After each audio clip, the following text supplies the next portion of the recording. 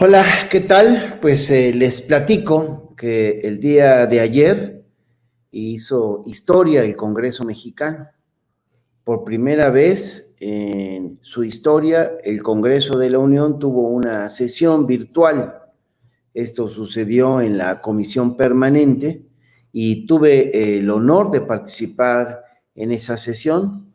Tuve dos intervenciones, una de ellas en el debate de la agenda política para revisar el tema de la emergencia sanitaria, de la emergencia económica en el contexto del combate al COVID-19.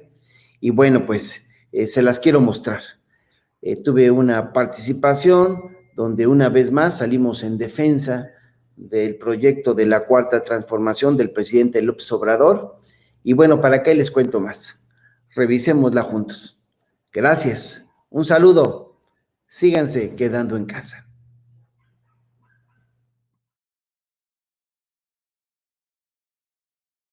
Tiene ahora el uso de la palabra el diputado Benjamín Robles Montoya, del Grupo Parlamentario del Partido del Trabajo. Solicito al personal técnico que puedan abrir el micrófono del diputado Robles.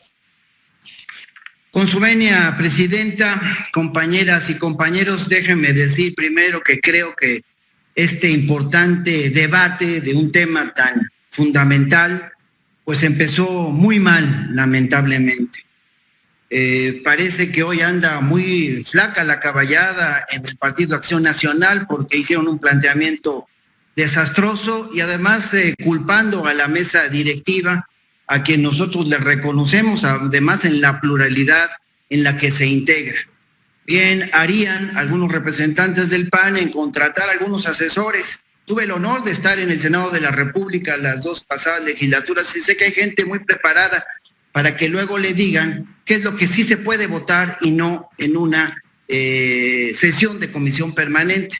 Si tienen tantas ganas tienen de votar, pues entonces pues vayamos a un periodo extraordinario, hay temas importantes, no lo dejen para después.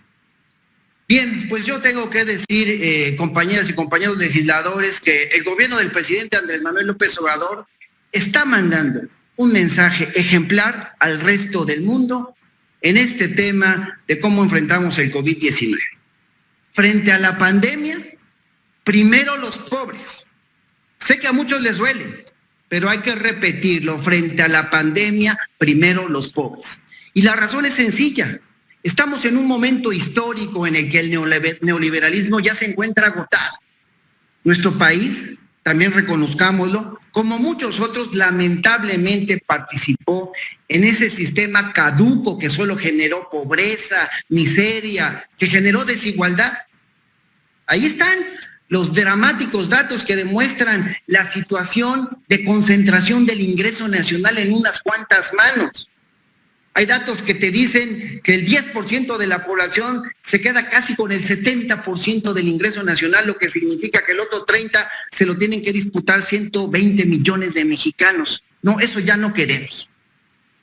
Al contrario, tenemos que recordar que desde las reformas de Salinas, pocas manos acumularon la riqueza en este país, lo que impidió que la mayoría precisamente pudiese aspirar a mejores condiciones. Y por lo tanto hay que decirlo con todas sus letras. Los gobiernos del pasado fueron cómplices de un sistema corrupto. Contratos, billetazos, amiguismo, ¿sí? Y solo sirvieron para desequilibrar la balanza. Se servía a los intereses de unos cuantos en lugar de servir a los intereses de la mayoría. Y lo increíble está en que algunos insisten en que regresemos a ese pasado siniestro. Por eso hay que decirlo, con respeto, pero hay que decirlo. El tamaño de la oposición que antes malgobernó este país, el tamaño de la oposición está hoy en día en función de sus pequeños planteamientos. Han intentado utilizar la pandemia, una crisis de salud, para mantener y emprender un intento fallido para ganar simpatías. Les ha salido el tiro por la culata. Sí, esta emergencia tiene y tendrá importantes implicaciones, no solamente para México, para todo el planeta. Y el asunto ha convocado, sin duda, así lo veo yo, al presidente de México a mantener la convicción ética de que la construcción de la modernidad debe comenzar desde abajo con todas y con todos.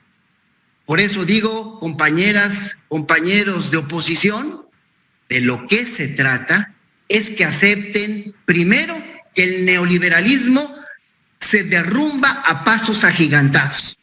Y esto tiene que ver con los diagnósticos y las estimaciones que se han realizado por muchos organismos, como algunos lo han mencionado, como la CEPAL o las propias Naciones Unidas. Y si continuamos aplicando las mismas recetas del pasado, pues seguiremos empujando a la mayoría hacia la pobreza, y eso no lo vamos a permitir en la Cuarta Transformación. Los pronósticos fatalistas de muchos de ustedes parten de la idea de una concepción anticuada de lo económico. Entienden, como ya se les ha dicho, el crecimiento, pero a secas. Por eso el Partido del Trabajo celebra que el presidente Andrés Manuel López Obrador haya publicado su ensayo La nueva política económica en los tiempos de coronavirus. Y a quienes han buscado beneficiarse de la pandemia pidiendo que se apliquen beneficios arbitrarios a empresas millonarias, el presidente ya les ha respondido con argumentos sólidos, con argumentos contundentes. El modelo económico de la Cuarta Transformación pone y pondrá el bienestar y los intereses populares por encima de cualquier otro criterio. Por eso hemos avanzado en la constitucionalización y ampliación de los derechos de los programas sociales. Concluyo, presidenta. En la construcción de un sistema de salud universal y en la protección de los más vulnerables. Por eso, no sorprende que haya quienes no logren entender la nueva política de confiabilidad eléctrica o la creación de empleos a partir de proyectos prioritarios o la mejora de entornos de regiones olvidadas o la decisión de no aumentar impuestos ni contratar deuda. Compañeras y compañeros de la oposición, están viendo ustedes el panorama con los lentes equivocados, están fuera de moda. Hoy lo que va, porque eso es lo correcto, es estar del lado de la gente, defender la dignidad de los intereses de nuestro país, por favor, y promover el gobierno cercano. Los reto a hacerlo de esa forma. Gracias, señora presidenta.